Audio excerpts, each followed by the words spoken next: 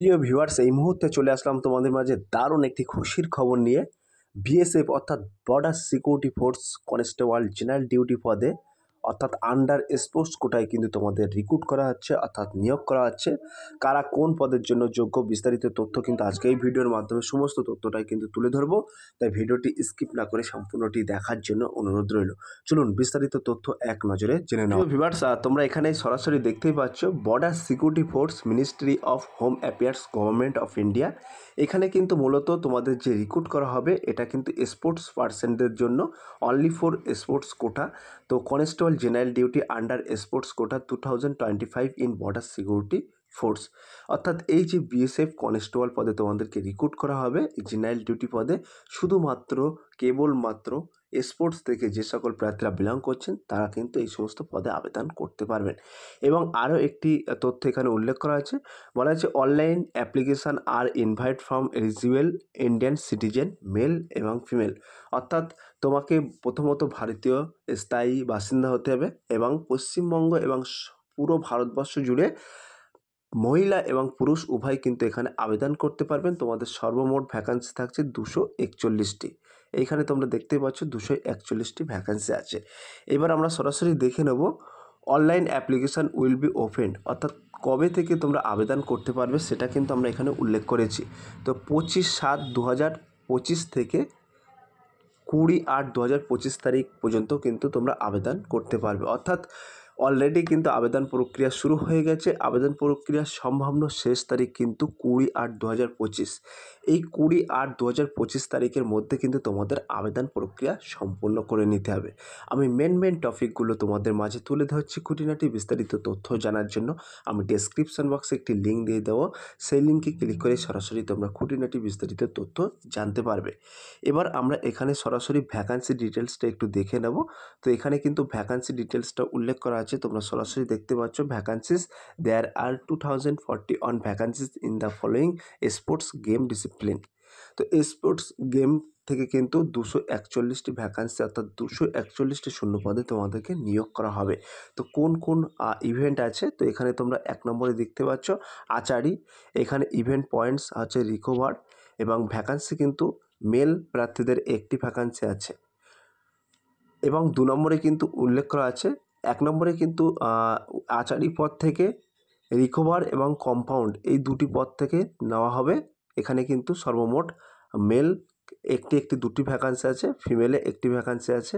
Total কিন্তু দুটি এবং গ্র্যান্ড টোটাল কিন্তু 3টি ভ্যাকান্সি আছে। ক্লিয়ার? এবার আমরা 2 নম্বরে দেখে নেব অ্যাথলেটস। তো অ্যাথলেটস যে সকল প্রার্থীরা 300 মিটার স্পিডিল চার্জ এ থেকে কিন্তু একটি ভ্যাকান্সি আছে মেল এবং ফিমেলে কিন্তু একটি ভ্যাকান্সি আছে। Triple jump, discus throw, high jump এবং লং জাম্প এই সমস্ত পদ থেকে তোমাদের একটি ভ্যাকান্সি আছে ফিমেলে এবং সর্বমোট গ্র্যান্ড টোটাল কিন্তু 6টি ভ্যাকান্সি আছে। আমি গ্র্যান্ড টোটাল ভ্যাকান্সিটা বলে দিচ্ছি, তোমরা একটু লক্ষ্য করে দেখে নিও। এবং 3 নম্বরে তোমরা দেখতে পাচ্ছ উল্লেখ করা আছে ব্যাডমিন্টন এবং 4 নম্বরে উল্লেখ করা আছে বাস্কেটবল, 5 নম্বরে বলা হয়েছে বক্সিং। তো বক্সিংয়ের ক্ষেত্রে কিন্তু 48 কেজি, 51 কেজি, 52 কেজি, 57, 60, 63 কেজি এখানে কিন্তু উল্লেখ করা আছে। তো এই 3টি পদ মিলে টোটাল গ্র্যান্ড টোটাল ভ্যাকান্সি আছে।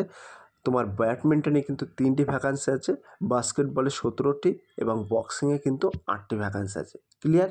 তোমরা একটু সরাসরি দেখে নিও। এবং 6 নম্বরে উল্লেখ করা আছে ক্রস কান্ট্রি, এ থেকে 10 কিমি। এখান থেকে মেল প্রার্থীদের 5টি ভ্যাকান্সি আছে, ফিমেলে 5টি ভ্যাকান্সি আছে। গ্র্যান্ড টোটাল কিন্তু 10টি ভ্যাকান্সি আছে। তারপরে কিন্তু সাইকেলিং, 7 নম্বরে সাইকেলিং উল্লেখ করা আছে। এখানে বলা আছে রোড ইভেন্ট এবং ট্র্যাক ইভেন্ট, মেল প্রার্থীদের একটি। এখানে গ্র্যান্ড টোটাল 6টি ভ্যাকান্সি আছে, আমি গ্র্যান্ড টোটাল ভ্যাকান্সিটাই উল্লেখ করছি। 8 নম্বরে বলা আছে 8 নম্বরে তোমাদেরকে বলা হয়েছে ডিভিং। তো এক্ষেত্রে 10 metre high board, 3 metre speeding board, 1 metre speeding board এখানে কিন্তু তোমাদের সর্বমোট 10টি ভ্যাকান্সি আছে। তারপরে কিন্তু বলা হয়েছে ইকুয়েস্ট্রান, 9 নম্বরে ইকুয়েস্ট্রান এখানে ডিসচার্জ এবং 10 পেগিন এ থেকে কিন্তু 2টি ভ্যাকান্সি আছে। ক্লিয়ার? এবং আরও ইভেন্ট আছে, সব ইভেন্টের নামগুলো আমি এখানে উল্লেখ করছি। 10 নম্বরে বলা আছে ফ্যানচিং, এ থেকে কিন্তু টোটাল গ্র্যান্ড টোটাল 5টি ভ্যাকান্সি আছে। 11 নম্বরে উল্লেখ করা আছে ফুটবলে কিন্তু গ্র্যান্ড টোটাল 25টি ভ্যাকান্সি আছে। এবার বিভিন্ন রকম পজিশান আছে, তোমরা দেখে নিও। এবং 12 নম্বরে হচ্ছে জিমন্যাস্টিক, এখানে কিন্তু বিভিন্ন রকম পজিশান আছে, এ থেকে কিন্তু 9টি ভ্যাকান্সি থাকছে গ্র্যান্ড টোটাল। 13 নম্বরে উল্লেখ করা আছে হ্যান্ডবল, এ থেকে কিন্তু 4টি ভ্যাকান্সি আছে গ্র্যান্ড টোটাল। 14 নম্বরে হকিতে 15টি ভ্যাকান্সি আছে। এবং 15 নম্বরে জুডোতে কিন্তু 9টি ভ্যাকান্সি আছে। জুডোর এখানে বিভিন্ন রকম পজিশান আছে, একটু দেখে নিও। এবং 16 নম্বরে উল্লেখ করা আছে ক্যারাটে, তো ক্যারাটেতে কিন্তু এখানে 16 নম্বরে ক্যারাটেতে কিন্তু 10টি ভ্যাকান্সি আছে গ্র্যান্ড টোটাল। এবং 17 নম্বরে আছে কাউকিং, 2টি ভ্যাকান্সি আছে। 18 নম্বরে গ্যানুইং, এখানে 1টি ভ্যাকান্সি আছে। 19 নম্বরে রাউইং, এখানে 5টি ভ্যাকান্সি আছে। 20 নম্বরে স্পিক ট্রাকওয়ে, 10টি ভ্যাকান্সি আছে। 21 নম্বরে শুটিংয়ের ক্ষেত্রে 10টি ভ্যাকান্সি আছে। ক্লিয়ার? এবং এখানে শুটিংয়ের এখানে বিভিন্ন পজিশান আছে, তো শুটিংয়ের ক্ষেত্রে কিন্তু 14টি ভ্যাকান্সি আছে। তো এই পজিশান অনুযায়ী কিন্তু তোমাদেরকে রিক্রুট করা হবে। এবং এখানে সর্বমোট তোমরা দেখতে পাচ্ছ 22 নম্বরে সুইমিং, তো এই সুইমিংয়ে কিন্তু এখানে উল্লেখ করা আছে 22 নম্বর সুইমিং। তো সুইমিংয়ে কিন্তু বিভিন্ন পজিশান আছে, এখানে গ্র্যান্ড টোটাল কিন্তু 10টি ভ্যাকান্সি আছে। এবং তার পাশাপাশি উল্লেখ করব এখানে 23 নম্বরে টেবিল টেনিসে 4টি ভ্যাকান্সি আছে। 24 নম্বরে টেকওয়েন্ডো, এক্ষেত্রে কিন্তু 2টি ভ্যাকান্সি আছে। 25 নম্বরে ভলিবল, এখানে 14টি ভ্যাকান্সি আছে। 26 নম্বরে ওয়াটার পোলো, এখানে কিন্তু 4টি ভ্যাকান্সি আছে গ্র্যান্ড টোটাল। এবং তার পরপরই কিন্তু এখানে উল্লেখ করা আছে, তোমরা দেখতে পাচ্ছ ওয়েট লিফটিং 27 নম্বরে, এক্ষেত্রে 8টি ভ্যাকান্সি আছে। 28 নম্বরে বলা হয়েছে অরিস্টিলিং কার্গো রোমান, এক্ষেত্রে 10টি ভ্যাকান্সি আছে পজিশান অনুযায়ী। এবং 29 নম্বরে বলা হচ্ছে ওউসু, এক্ষেত্রে কিন্তু 3টি ভ্যাকান্সি আছে। এবং 30 নম্বরে বলা আছে কাবাডি, এক্ষেত্রে 12টি ভ্যাকান্সি আছে। সর্বমোট গ্র্যান্ড টোটাল ভ্যাকান্সি আছে কিন্তু 241টি। তাহলে ভ্যাকান্সি ডিটেলস এবং পজিশান এবং কোন স্পোর্টস থেকে তোমাদেরকে নেওয়া হবে সেগুলো কিন্তু এক নজরে উল্লেখ করে দিলাম। এবার আমরা সরাসরি দেখে নেব pay scale and others alliance. তো এখানে তোমরা দেখতেই পাচ্ছ পে স্কেলটা কিন্তু উল্লেখ করা আছে।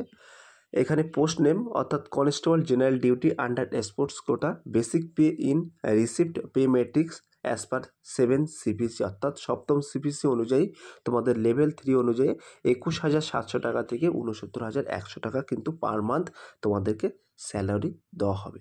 ক্লিয়ার?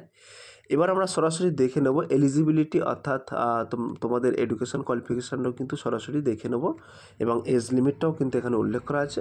তো এখানে তোমরা দেখতে পাচ্ছ নেম অফ পোস্ট সিটিজিডি স্পোর্টসম্যান, এবং এজ লিমিটটা কিন্তু এখানে উল্লেখ করা হয়েছে 18 টু বিটুইন 23 ইয়ার্স। আর যে সকল প্রার্থীদের বয়স আছে 18 থেকে 23 বছর মধ্যে, তারা কিন্তু এখানে আবেদন করতে পারবেন। এবং কিছুটা কিন্তু এখানে এজ রিল্যাক্সেশন ছাড় আছে, যে সকল প্রার্থীরা এসসি এসটি ওবিসি এই সমস্ত ক্যাটাগরি থেকে বিলং করছেন তাদের ক্ষেত্রে কিন্তু সরকারি নিয়ম অনুযায়ী বিশেষ ছাড় আছে। এবং তোমরা এইখানটায় তোমরা দেখতে পাচ্ছ ছোট ছোট করে লেখা আছে এডুকেশন কোয়ালিফিকেশান। তোমাকে এখানে কিন্তু বলা হয়েছে matriculation or it is equivalent from recognized board, অর্থাৎ তোমাকে কোনো গভর্নমেন্ট অর্থাৎ সরকার দ্বারা স্বীকৃত প্রতিষ্ঠান থেকে কিন্তু তোমাকে প্রথমত মাধ্যমিক পাস হতে হবে, তাহলে কিন্তু এখানে আবেদন করতে পারবেন। এবং স্পোর্টস কোয়ালিফিকেশান কিন্তু এখানে উল্লেখ করা আছে, তোমরা দেখতে পাচ্ছ। তো তোমাদের এখানে কিন্তু স্পোর্টস কোয়ালিফিকেশানটা কিন্তু বলা হয়েছে, এখানে বলা হচ্ছে players who have participate on medals Olympic, এবং যে সকল প্রার্থীরা বিলং করছেন national games, Olympic, Indian open championship এবং Indian Olympic association, sports federation, এই সমস্ত যোগ্যতা থাকলে তোমরা কিন্তু এখানে আবেদন করতে পারবে। এটা একটু নোটিশটা তোমরা একটু দেখে নিয়ে কাইন্ডলি। এবার আমরা সরাসরি দেখে নেব হাইট। তো এখানে উচ্চতাটা উল্লেখ করা আছে, তোমরা দেখতে পাচ্ছ মেল ক্যান্ডিডেটদের জন্য 170 সেন্টিমিটার, ফিমেলদের জন্য 157 সেন্টিমিটার। এবং যারা ছাড় পেয়ে যাবে relaxations in height to categories of candidate, তো তোমরা এখানে দেখতে পাচ্ছ 1 নম্বরে উল্লেখ করা হচ্ছে all candidate belong to schedule tribe, অর্থাৎ এসটি থেকে যে সকল প্রার্থীরা বিলং করছেন মেল প্রার্থীদের ক্ষেত্রে উচ্চতা 162.5 এবং ফিমেল ক্ষেত্রে 150 সেন্টিমিটার। এবং 2 নম্বরে বলা আছে all schedule tribe candidate north eastern states in state, অর্থাৎ যে সকল এসটি ক্যান্ডিডেট নর্থ ইস্ট থেকে বিলং করছেন তাদের ক্ষেত্রে মেল প্রার্থীদের 157 সেন্টিমিটার হাইট চাওয়া হয়েছে, ফিমেল প্রার্থীদের 147.5। তো এখানে তোমাদের আলাদা আলাদা কোটা আছে, এখানে তোমরা একটু দেখে নিও। গোর্খা ইত্যাদি, ত্রিপুরা, মিজোরাম এসব হিল এরিয়া থেকে যে সকল প্রার্থীরা বিলং করছেন তারা কিন্তু এখানে সরাসরি সরকারি নিয়ম অনুযায়ী কিন্তু বিশেষ ছাড় পেয়ে যাবে। এবং এখানে কিন্তু তোমাদের বুকের ছাতিটা কিন্তু ফোলাতে বলেছে, নর্মালে কিন্তু 80 সেন্টিমিটার এবং 5 সেন্টিমিটার ফোলাতে হবে। তো 1 নম্বরে বলা হচ্ছে all candidate belong to schedule ট্রাইবের ক্ষেত্রে 76/5, অর্থাৎ নর্মালে 76 সেন্টিমিটার এবং 5 সেন্টিমিটার সম্প্রসারণ করতে হবে, অর্থাৎ তোমাদেরকে ফোলাতে হবে। এবং যে সমস্ত ক্যান্ডিডেট ডোগরা, মারাঠিস ক্যান্ডিডেট এগুলো আমাদের লাগবে না। এই সমস্ত ক্যাটাগরি থেকে যে সকল প্রার্থীরা বিলং করছেন 78/5, এবং ক্যান্ডিডেট হিল এরিয়া থেকে, নর্থ ইস্ট এরিয়া থেকে যে সকল প্রার্থীরা বিলং করছেন তাদের কিন্তু 77 সেন্টিমিটার নর্মালে এবং 5 সেন্টিমিটার ফুলিয়ে। এখানে কিন্তু একটি গুরুত্বপূর্ণ কলম আছে, তোমরা একটু দেখে নিও। ফিমেল অ্যান্ড ক্যান্ডিডেটস, ফিমেল ক্যান্ডিডেটসদের ক্ষেত্রে কিন্তু এখানে তোমরা দেখতে পাচ্ছ হাইট এবং এজ ইন ইয়ার। তো তোমরা এখানে একটু মিলিয়ে নিয়ে হাইট অনুযায়ী এজ কিন্তু এখানে উল্লেখ করা আছে, এবং মেল ক্যান্ডিডেটদেরও কিন্তু এখানে হাইট অনুযায়ী এজ উল্লেখ করা আছে। আর সো প্রিয় ভিউয়ার্স, আমি এটি ডিসক্রিপশন বক্সে দিয়ে দেবো, সেখান থেকে ক্লিক করে সরাসরি পিডিএফ আকারে ডাউনলোড করে তোমরা কিন্তু এ টু জেড বিস্তারিত তথ্য জেনে নিতে পারবে। এবং ডিসক্রিপশন বক্সে আমি একটি লিঙ্ক দিয়ে দেবো, how to make online apply, সেখানে ক্লিক করে কিন্তু তোমরা সরাসরি নিজেদের মোবাইল ফোন থেকে কিন্তু ডাউনলোড করে নিতে পারবে এবং নিজেদের মোবাইল ফোন থেকে কিন্তু অ্যাপ্লাই বা আবেদন করতে পারবে। সো প্রিয় ভিউয়ার্স, এই ছিল আজকের ভেরি মোস্ট ইম্পর্টেন্ট ভিডিও। যদি ভিডিওটি ভালো লেগে থাকে প্লিজ লাইক, কমেন্ট এবং শেয়ার করে দিন বন্ধুদের মাঝে। ফিরে আসছি আগামী দিনে তোমাদের জন্য very most important topic video নিয়ে।